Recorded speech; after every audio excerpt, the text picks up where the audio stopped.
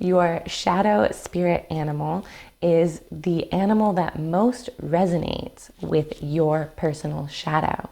Now, your shadow is your denied, repressed, and rejected aspects of yourself. So these are the things that you're not aware of. It's a common misconception that there's only negative things in the shadow, that it's only the parts of ourselves we don't like. Sometimes you can actually have talents that have been repressed or hidden.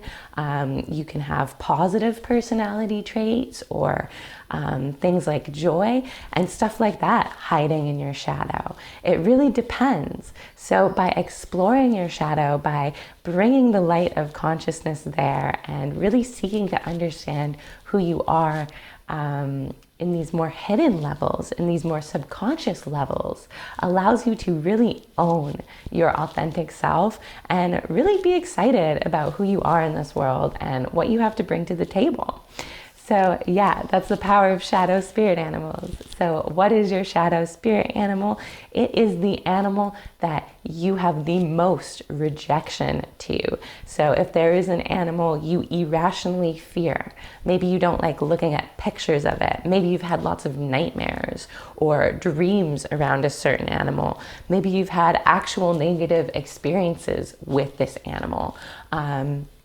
It can be an animal you find really disgusting, or you just have a distaste or dislike for it.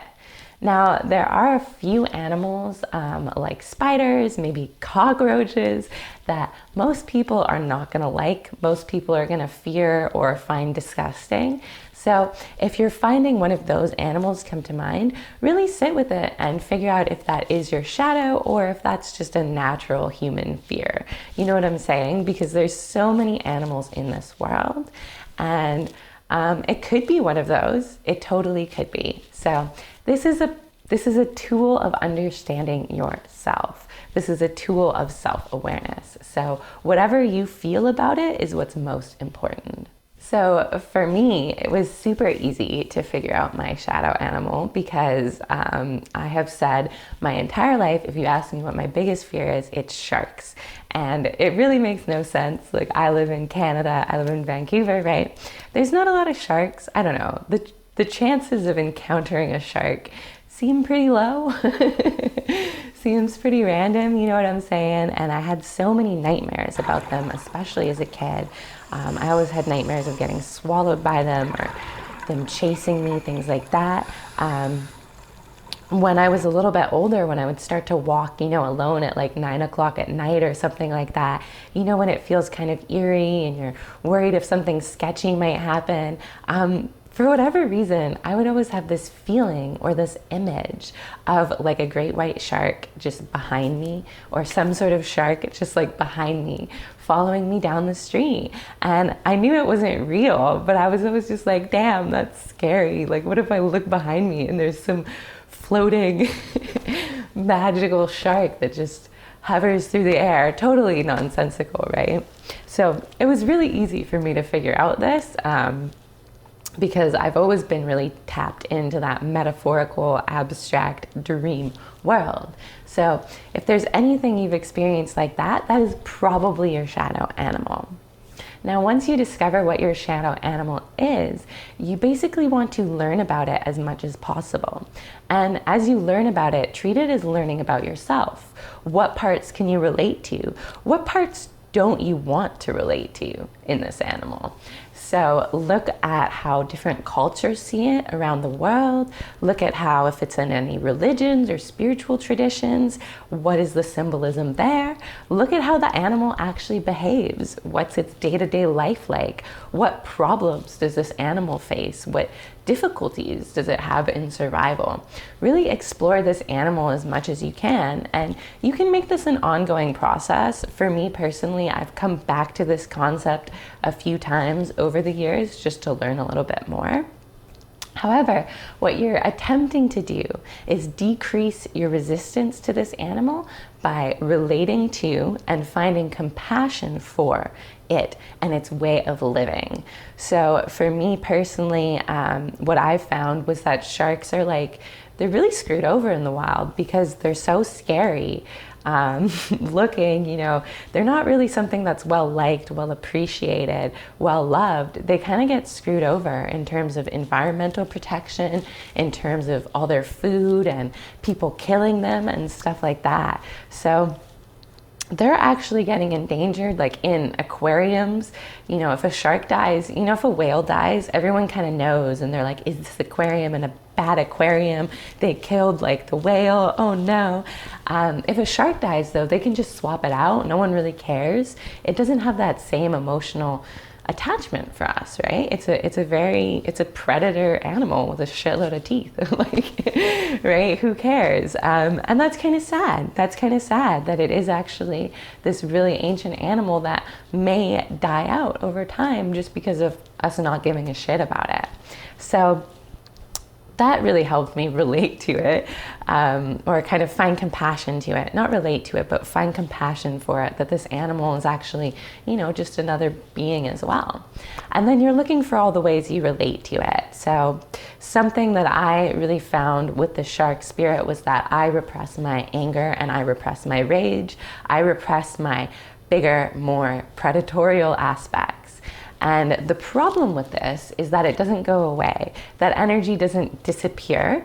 It's gonna come out. And the way it would come out was often around people that I truly cared about and truly loved, which isn't that great? If you think about it, it's way better to express just a little bit of rage to someone that you don't give a fuck about than it is to express the full force of your rage to someone that you deeply love, But because it was so repressed and I felt so negative about the side of me that experienced anger, that's how it would be. And I even had situations when I was a teenager where in the middle of the night at a sleepover, I would get mad at my friend while I was sleeping, and I wouldn't even have a recollection of it.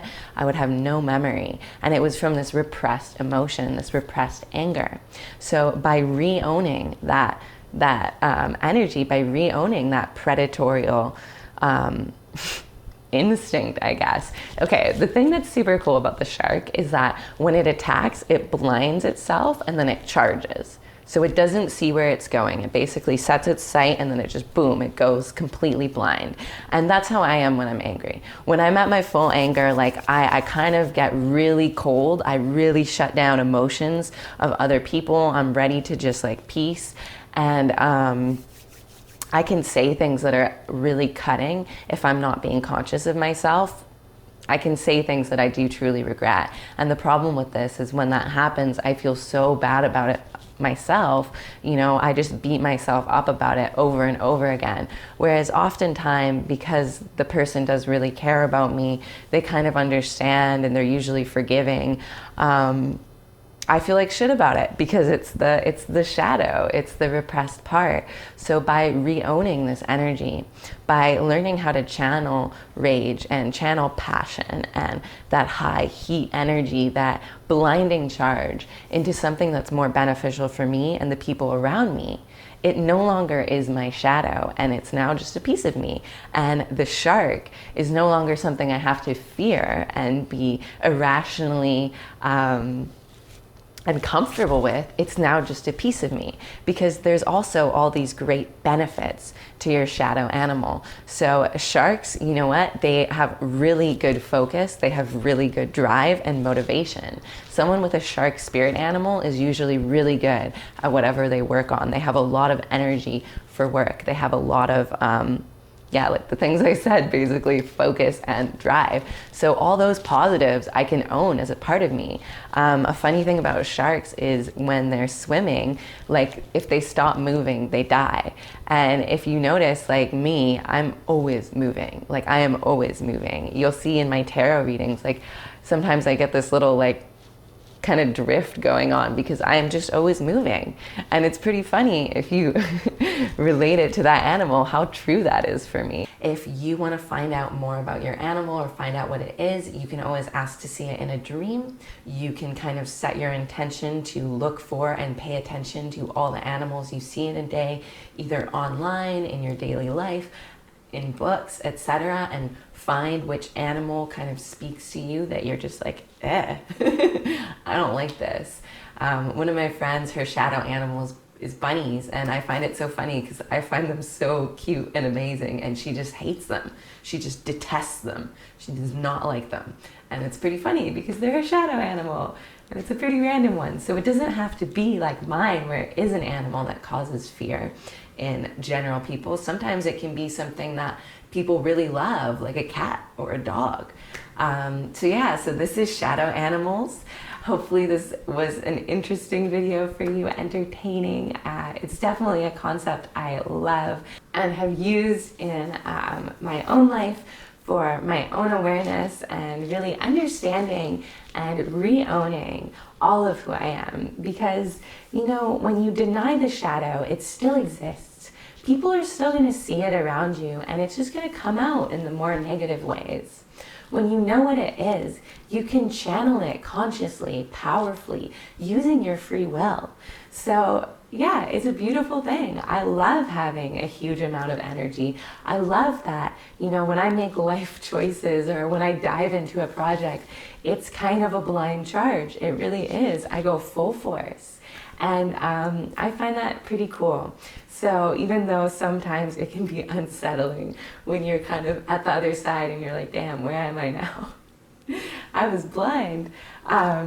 Maybe this is getting a little abstract, but yeah, it's a cool concept, and I hope you enjoy it. And if you find out what your animal is, let me know in the comments, because I'd love to hear about it. Like I said, it's my favorite concept ever, and I'd love to know what you think. Otherwise, if you want to see more videos from me, subscribe to my channel and like this video, and I'll see you later.